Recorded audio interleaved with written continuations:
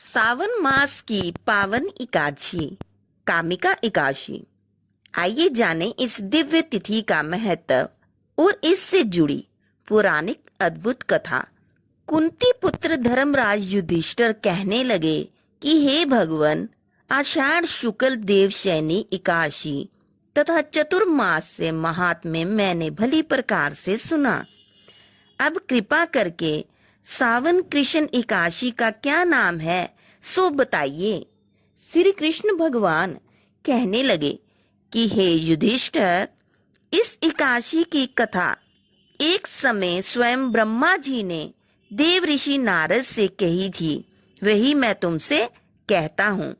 नारद जी ने ब्रह्मा जी से पूछा था कि हे पितामह, सावन मास के कृष्ण पक्ष की एकादशी की कथा सुनने की मेरी इच्छा है। उसका क्या नाम है, क्या विधि है और उसका महात्म्य क्या है, सो कृपा करके कहिए। नारद जी के ये वचन सुनकर ब्रह्मा जी ने कहा, हे नारद, लोगों के हित के लिए तुमने बहुत सुंदर प्रश्न किया है। सावन मास की कृष्ण एकादशी का नाम कामिका एकादशी है। उसके सुनने मात्र से वाजपेयी जग का फल मिलता है।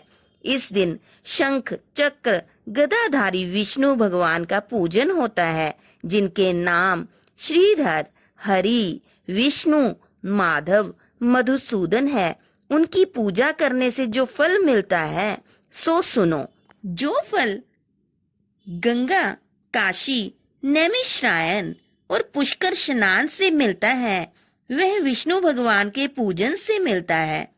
जो फल सूर्य व चंद्र ग्रहण पर, कुरुक्षेत्र और काशी में स्नान करने से, समुद्र वन सहित पृथ्वी दान करने से भी प्राप्त नहीं होता, वह इस दिन भगवान विष्णु की पूजा करने से प्राप्त होता है। जो भक्त सावन में भगवान का पूजन करते हैं, उनसे देवता, गंधर्व और सूर्य, नाग आदि सब पूजित हो जाते हैं। अंततः पापों का नाश करने वाली कामिका एकादशी का व्रत और भगवान विष्णु का पूजन अवश्य करना चाहिए। इससे बढ़कर पापों के नाश का कोई और उपाय नहीं है। हे नारद, स्वयं भगवान ने यही कहा है कि कामिका व्रत से जीव कुयोनि को प्राप्त नहीं होता। जो मनुष्य इस एकादशी के दिन भक्ति पूर्वक तुलसी दल भगवान विष्णु को अर्पण करते हैं, वे इस संसार के समस्त पापों से दूर रहते हैं और भगवान विष्णु रतन, मोती, मणि तथा आभूषण आदि से इतने प्रसन्न नहीं होते जितने तुलसी दल से प्रसन्न होते हैं। तुलसी दल पूजन का फल 4 भार चांदी और 1 भार स्वर्ण के दान के बराबर होता है।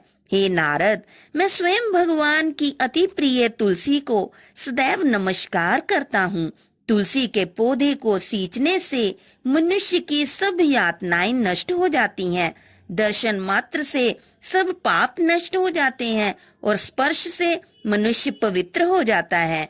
कामिका एकादशी की रात्रि को दीपदान तथा जागरण के फल का महात्म्य चित्रगुप्त भी नहीं कह सकते। जो इस एकादशी की रात्रि को भगवान के मंदिर में दीपक जलाते हैं, उनके पितृ स्वर्ग लोक में अमृत पान करते हैं तथा जो घी या तेल का दीपक जलाते हैं, वे 100 करोड़ दीपकों से प्रकाशित होकर सूर्य लोक को जाते हैं। ब्रह्मा जी कहते हैं कि हे नारद, ब्रह्म हत्या तथा भ्रूण हत्या आदि पापों को नष्ट करने वाली इस कामिका एकादशी का व्रत मनुष्य को यत्न के साथ करना चाहिए। कामिका एकादशी के व्रत का महात्म्य श्रद्धा से सुनने और पढ़ने वाला मनुष्य सभी पापों से मुक्त होकर विष्णु लोक को जाता है।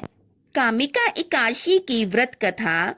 एक गांव में एक वीर क्षत्रिय रहता था। एक दिन किसी कारणवश उसकी ब्राह्मण से हाथापाई हो गई और ब्राह्मण की मृत्यु हो गई। अपने हाथों से मारे गए ब्राह्मण की क्रिया उस क्षत्रिय ने करनी चाहिए, परंतु पंडितों ने उसे क्रिया में शामिल होने से मना कर दिया। ब्राह्मणों ने बताया कि तुम पर ब्रह्म हत्या का दोष है, पहले प्रायश्चित कर इस पाप से मुक्त हो, तब हम तुम्हारे घर भोजन करेंगे। इस पर क्षत्रिय ने पूछा कि इस पाप से मुक्त होने का क्या उपाय है। तब ब्राह्मणों ने बताया कि सावन माह के कृष्ण पक्ष की एकादशी को भक्ति भाव से भगवान श्रीधर का व्रत एवं पूजन कर ब्राह्मणों को भोजन कराकर सद दक्षिणा के साथ आशीर्वाद प्राप्त करने से इस पाप से मुक्ति मिलेगी। पंडितों के बताए हुए तरीके पर व्रत करने के कारण क्षत्रिय को उसी रात भगवान श्रीधर के दर्शन हुए। दर्शन देकर भगवान ने कहा कि तुम्हें ब्रह्म हत्या के पाप से मुक्ति मिल गई है।